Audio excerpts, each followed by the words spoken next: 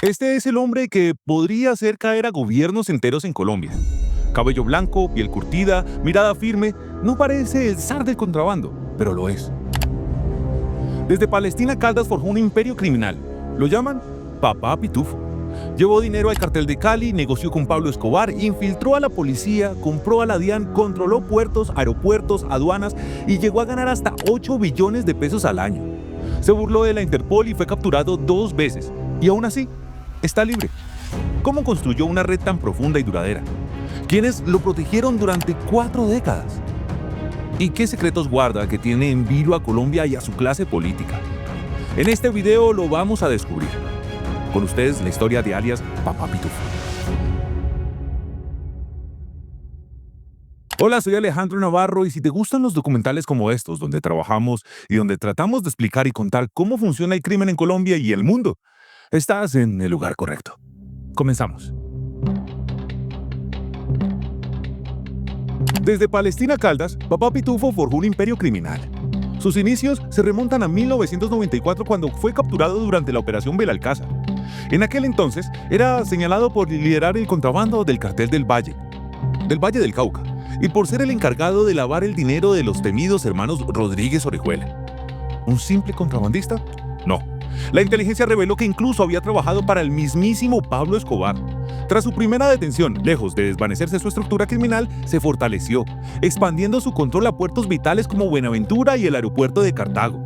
Se estima que llegó a coordinar el 80% de las actividades de contrabando marítimo en Colombia durante 26 años. ¿Cómo logró un control tan absoluto y una impunidad que se extendió por casi 4 décadas? La respuesta se encuentra en una red de corrupción tremenda, tejida meticulosamente. Papá Pitufo, también conocido entre sus aliados como Hugo, logró infiltrar a cerca de 100 oficiales de la policía en su estructura criminal, incluyendo figuras claves como el mayor Peter Nocua, excomandante de la Policía Fiscal y Aduanera Polfa, en Cartagena. Videos impactantes obtenidos en la investigación lo muestran celebrando con Nocua con una botella de whisky en septiembre del 2023 y en otro bajando de un ascensor con él, presuntamente coordinando envíos de mercancía ilegal. Los sobornos, que variaban según el rango de los funcionarios, oscilaban desde los 3 millones hasta los 300 millones de pesos por cada uno. Estas sumas garantizaban el paso libre de su mercancía ilegal por puertos estratégicos como San Andrés, Cartagena, Santa Marta y Buenaventura.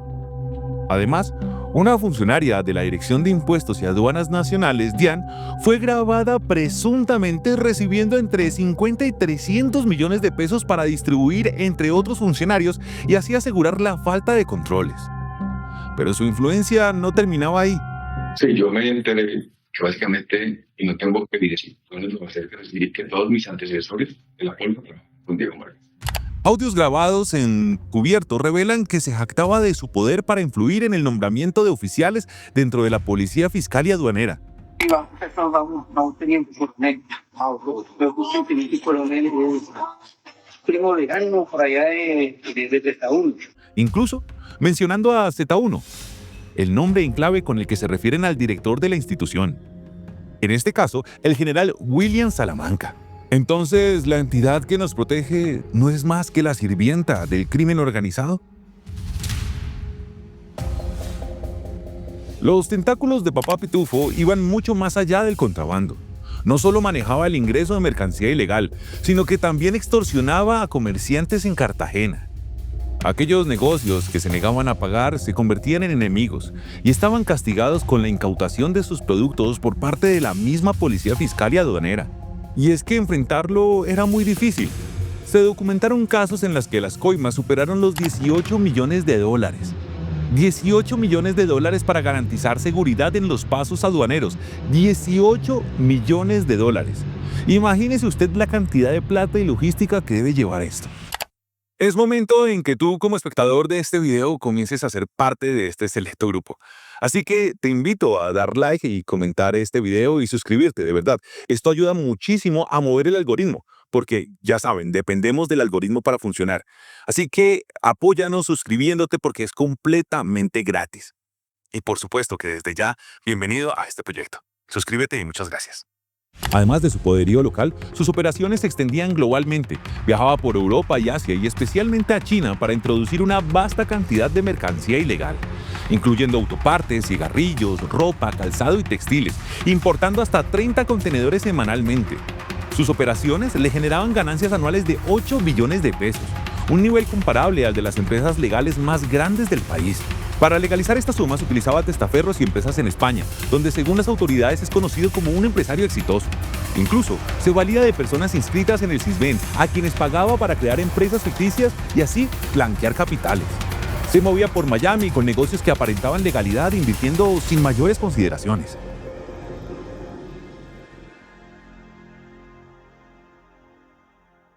Increíblemente, logró incluso acumular ahorros en un fondo privado de pensiones y luego se trasladó a Colpensiones, obteniendo una pensión de 9 millones de pesos. ¿Cómo un tipo tan peligroso pudo andar campante por ahí durante décadas, tejiendo una red jodidamente profunda sin que nadie lo parara de verdad? ¿Quién o qué lo hizo intocable? En marzo del 2024, las autoridades colombianas lograron un golpe significativo contra su organización, arrestando a su lugarteniente, Ricardo Orozco Baeza, alias El Bendecido, y otros 3 integrantes de la red criminal. Sin embargo, Papá Pitufo logró eludir la captura. Aquí es donde todo se complica, con acusaciones de corrupción interna que habrían facilitado su fuga. Agentes de la policía que lo investigan señalan directamente a un coronel y a un mayor de la Interpol, quienes presuntamente habían retrasado la emisión de la circular internacional roja, necesaria para su arresto en España. En su lugar, se emitió una circular azul, que solo permite localizar a un sospechoso, no arrestarlo. ¿Será que esa circular azul fue en realidad una licencia de fuga VIP? La circular roja finalmente se emitió 22 días después, el 4 de abril de 2024. La Guardia Civil de España logró capturarlo en Valencia, a 362 kilómetros de Madrid. En su posesión se encontraron 3 teléfonos móviles, un reloj de lujo y 1.245 euros en efectivo. Pero, dando un giro, un juez español le otorgó libertad provisional, argumentando que debido a su doble nacionalidad española, Marín podría ser juzgado en España en lugar de ser extraditado a Colombia. Esta decisión le dio una nueva y sorprendente oportunidad de burlar a la justicia, y Papá Pitufo no la desaprovechó. Huyó nuevamente refugiándose en distintos países de Europa. Contaba con al menos 9 pasaportes para evadir los controles migratorios y de las autoridades locales. Su vida se volvió nómada, cambiando de residencia en varias ocasiones para despistar a las autoridades. Pero la presión internacional se intensificó. El presidente Gustavo Petro, en septiembre del 2024, incluso sostuvo una conversación con su homólogo español, Pedro Sánchez, para coordinar la extradición del contrabandista. Finalmente, el 3 de diciembre del 2024, Papá Pitufo fue recapturado en Oporto, Portugal. Pero este arresto, lejos de ser el final de la historia, marcó el inicio de una nueva y explosiva fase en su saga. Es que solo imaginen la lista de los nombres de los socios que deben guardar ese nombre. Solo imaginen la gente que debe estar en esa lista. Entonces aquí nos vamos a ir con supuestos. ¿Quién cree que está en esa lista, de verdad? Coméntelo aquí abajo porque me encantaría leerlos. La extradición de Papá Pitufo cobró una relevancia política inesperada. Su nombre apareció en los titulares por los señalamientos de haber entregado 500 millones de pesos a la campaña del presidente Gustavo Petro en el 2022. La revelación, inicialmente insinuada por Augusto Rodríguez, director de la Unidad Nacional de Protección, UNP, en un consejo de ministros televisado, se convirtió en un escándalo público. Según la investigación de la revista Cambio, el dinero no llegó directamente a Petro. El criminal Papá Pitufo, al parecer, entregaría 500 millones de pesos en efectivo a Javier Vendrell, un allegado al entonces candidato presidencial. Aunque el presidente, al enterarse, ordenó devolver el dinero y grabar el proceso en video, aunque es cuestionado por el director de la UNP, Augusto Rodríguez, quien sugiere un montaje. Vendrell niega su rol en la gestión de fondos, pero el caso lo señala como intermediario y manejador de dinero para la campaña.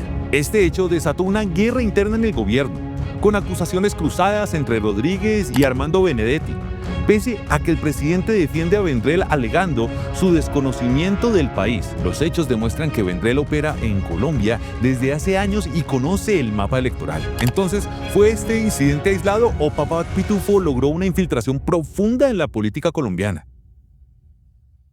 Las impactantes revelaciones de El Bendecido sobre Papá Pitufo ha desvelado la extensa red de contrabando y lavado de activos del capo.